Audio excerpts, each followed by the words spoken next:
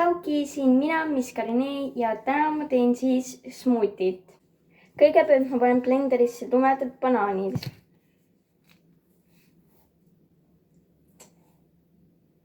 Kui te arvate, et nendega ei ole midagi teha ja kui neid süüa ei kõlba, siis te võite sellest teha smuutit.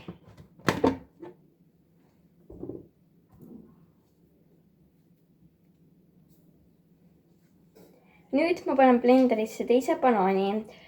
Kui te ei taha kohe banaani smuutiks teha, võite nüüd panna kreppkottidesse sügavkülma. Kuna minule maitseb maasika ja banaani kombo, siis ma panen külmutatud maasikaid.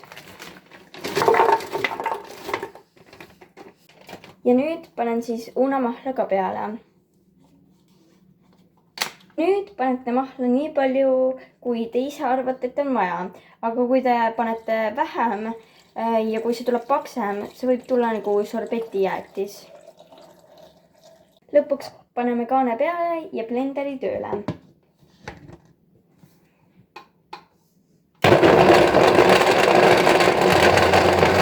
Nüüd me siis proovime smuutit, et äkki on vaja rohkem mahla, maasikaid või siis banaani.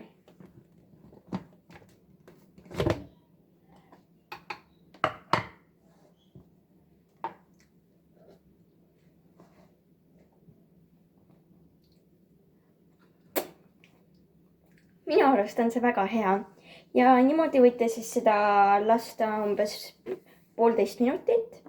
Nüüd me siis serveerime ja paneme klaasi.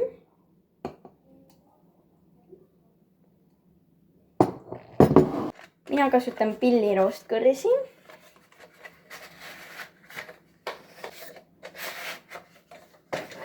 Sellised siis.